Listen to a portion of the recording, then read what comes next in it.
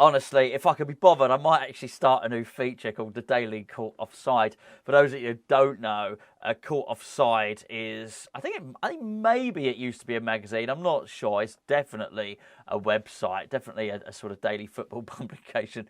It's awful. It's awful. Think of your top in the know, right? Whoever it might be. Who's your top in the know? Is it Darmesh? Is it Fabrizio Romano? Is it ex-West Ham United employee? Whoever you think is the top one, right? And then think what the opposite of that, and it'll be caught offside. It's awful. Look, we'll deal with today's caught offside in a minute. I'm not sure. It sucks all the energy and all the life out of me. It's linked us with somebody, and it's used the source. It's just awful, awful. When I say this, you know what I mean. You know what I mean by source. I don't have to quantify it. I'm going to talk about Harvey Barnes a little bit today. I'm going to go through a couple of other transfer rumours.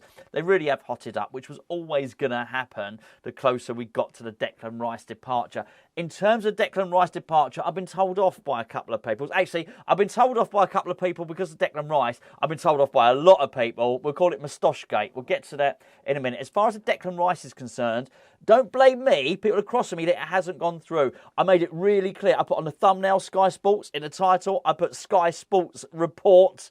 All right, I quoted the report. It's all in there. I didn't say it. Sky Sports did. That being said, I think it's going through. I think it's absolutely fine. All right, it has dragged on. I understand it is frustrating, but because it's gone on sort of longer than the 24 hours, which was the final deadline, and Arsenal made a promise. I get it. It sounds preposterous. It sounds silly, but everyone's gone all JFK and flat Earth on it, and there's all these sorts of conspiracy theories, which is exactly why I went and had a look at Stan Kroenke, who seems fine. I think it's all going through, right? I really do, and hopefully by the time I upload this, which is tomorrow morning.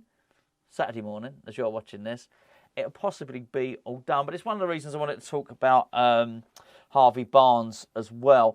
Just very quickly, people are asking about the moustache. What's the moustache all about? Why am I talking? I don't want to end up talking about my facial hair for ages. I said I was so sure that West Ham would sign a player for more than £25 million that I'd grow a moustache. People are saying, and people are rightly saying, and telling me off saying that's not a moustache if you're growing a beard. Let me tell you exactly what happens. My girlfriend said to me once I said that on a video, she said, what'd you say that? What'd you say that for? Basically, it's her birthday party tonight, Saturday, right? And she said to me she'd rather I didn't have a moustache. Actually, she didn't say that. I'll tell you what she did. She did this. She got a moustache. I said, what? Is that not good? I said, it's for a thing, for like a West Ham thing. And she said, oh, right, okay. She said, what are you going to be doing? Are you going to be wearing a moustache to my party? Or what are you going to do? Are you going to sort of sculpt it? And I said, well... I don't know. I said, do you think I should? Do you think I shouldn't? And she said, you can do what you want. Now, we all know what that means. So I'm not going to... The moustache, the elder rest will come off on Sunday, depending on how hungover I am. It will come off on Sunday. Then we'll do it. That's what's happening with the moustache. Not for charity or anything like that. It's just a bit of silliness. Anyway, look, we're 3 minutes in. I haven't spoken about West Ham much yet.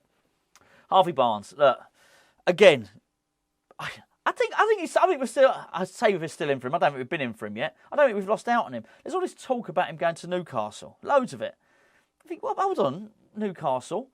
Newcastle got loads of money, tons of the stuff. They're literally pulling it out of the ground, really, aren't they? When they went and got Sandro Tonali, nothing. I didn't hear any build up to it at all. They just went and they got him. 65, 70 million from AC Milan. Just went and paid it. There you go, ka-ching. It wasn't even a ka-ching. You didn't know anything about it. If they really wanted Harvey Barnes, they'd go and get Harvey Barnes. I think the fact that... My point is, you look at how they did Isak, you look at how they've done a lot of their more recent transfers, they just get done. They don't muck around. They don't need to. They're not penny pinching. They're not like West Ham, counting the pennies. That's not how you count pennies, is it, really? But whatever. They're not counting the pennies. They just get it done. I think if they really wanted Harvey Barnes, wouldn't it be done by now? I don't know. I think that means we've been... I think if we want him, and funny enough, I read a long list of players that a couple of hours ago, players we were in from, and he wasn't on there. I don't think it was an official list. I think it was actually a fake... I think it was a fake Sean Whetstone account. You know you're doing okay when someone does a fake account of you. So, yeah, I think, anyway, so it was a fake Sean Whetstone account, which is very good. But Harvey Barnes wasn't on there. It doesn't mean anything, really. I think if we want him, we can still go and get him. I really do.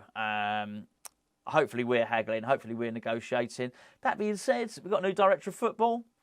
you'd expect somebody else other than Harvey Barnes to come in, maybe, someone from Germany. That being said, if we lose Declan Rice and we're going to lose Ben Johnson, which might be the case, and we lose Finn Downs, we're going to need some English players, don't we? So maybe, just maybe. Hey, I know a lot of you agree with me. We want a bit of Alex Scott, don't we? That's that. Well, I say that. I'm talking about the player, not actually. Anyway, so that's that. So I think Harvey Barnes is well worth going for. I really do. I certainly wouldn't be giving up on him just yet. A lot of hullabaloo going on about David Moyes. Obviously, by the time you upload this, or by the time you watch this, you're not going to upload it, are you? By the time you watch this, you'll have watched West Ham United versus the Perth Glory, or the other way round. I am sort of quite looking forward to the Tottenham game.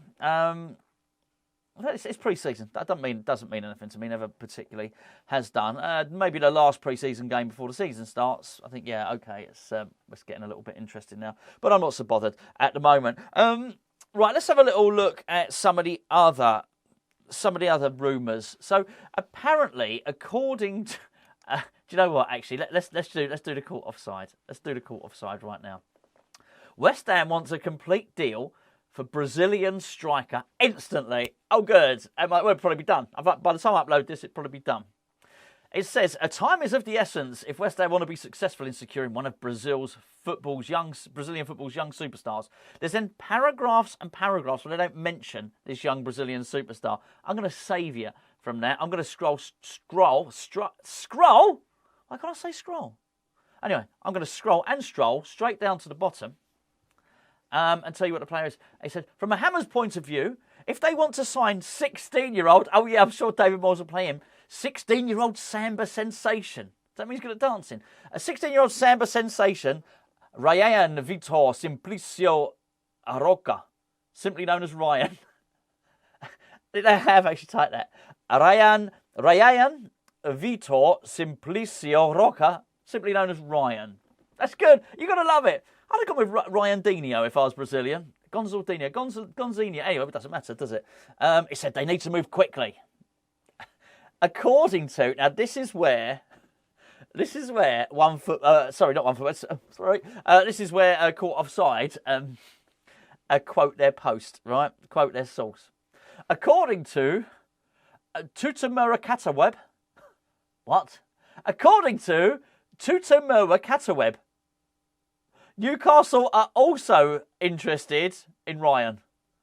Oh my word. I mean, how did he get away with it? I'm not trying to get away with it. Anyway, not my story, you understand. Let me give you a little bit more meat on the bone. But yeah, us and Newcastle are fighting out for Ryan, but we've got to be quick. Fulham, it seems, are looking to beat us to the signing of James Ward-Prowse. I know I've already said it, and I say it, and I'll continue to say it. Some of these are smoke screens. I was trying to think back to the smoke screens of last season, but there were definitely there was a big lead up to Maxwell Cornet coming in. We knew about it 2, 3, 4 weeks before. The same with Areola already, although he had been there.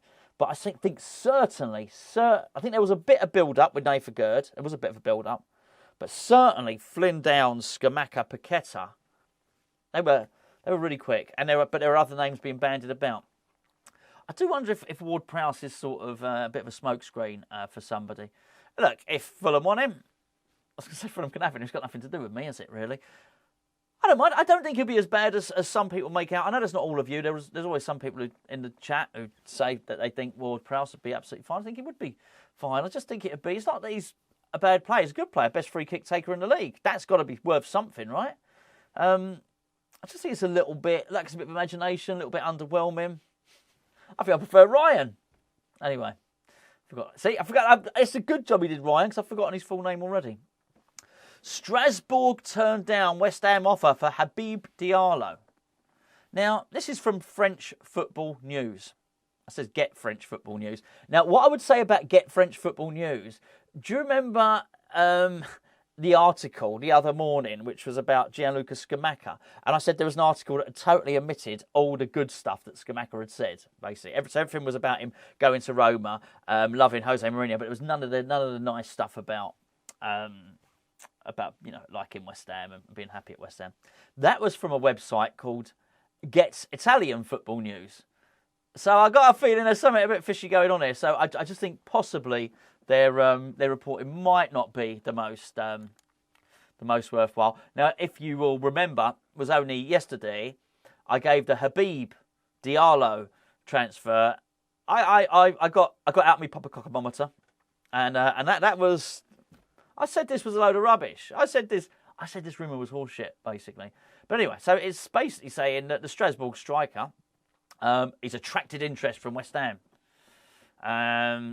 It is, to be fair, this has come from L'Equipe, so they've stolen the quotes from L'Equipe. Oh, I guess they're fairly reliable, maybe. They're well known.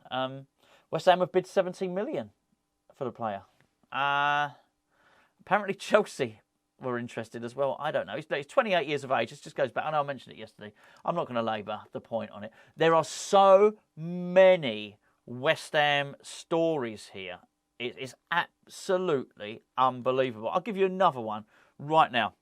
Right now, if the computer loads. It says the deal for Dennis Zakaria is done. It's done. It's completed. Honestly, do you believe that? I'm not so sure. I don't know. Anyway, one final thing, which is Freddie Potts has signed a 3-year contract. Well done, Freddie Potts. Well done. I'm really, really pleased to hear that. I hope he gets some minutes. I hope he gets a chance. He looks okay whenever I've seen him. He looks a good player. You know, his dad's a West Ham legend, isn't he? Let's be honest. So I really, really hope he gets a chance. I hope he does well. I want to see more of these kids coming through and and just getting a little chance. It's got to be worth it. Do you know what I mean? There's extra games. We're in the conference, we're not in the Conference League. We're in the Europos Cup, Europos Cupos proper. There's extra games there. Give these guys a go. Come on, it's got to be. It's got to be worth it. What's the point in getting Mark Noble in if you're not going to, to facilitate and pave the way for these players to get through to the academy if you're not going to give them a chance? Just give them a chance. And when I say give them a chance, I always felt, just before I finish, last season, I know whenever I mention Flynn Downs, it's sort of splits opinion. There'll be half of you in the chat who'll say, oh no, he's no good, he only passes sideways. There'll be half, get rid of him. There'll be another half of you who will say, no, he didn't get the chance. I'd have loved him to have got the chance. I do think there's a decent player in there. And my argument is only this. There were times last season when Thomas Souček was so bad, why not give Flynn a chance? I just would have liked to have seen him get 5 games, just a run of 5 games. A run of 5 first-team games where the manager says you start him. A lot of players at West Ham who have had that luxury and had that benefit. And I think then people are not so worried about making the odd mistake and they're out of the team in the next game. You might just see a little bit more from them. They get comfortable, they get settled. They're also playing with the good players as well. And I don't mean that to be disrespectful to people that maybe get rotated in the Conference League games. But you're not always playing alongside all the guaranteed first-team players, are you? And I think that's going to obviously help you settle. So anyway, my point really is not so much about Flynn Downs, it is about Dan Potts. If we're going to give Dan Potts a 3-year deal, let's have a look. Let's have a proper look at him this season. Give him a few games, get some games under his belt. And you know what? If things ain't working out in a game, he's got how many substitutes he got on the bloody bench? He can make, it's not 3 subs anymore. You can make 5. Give him a go.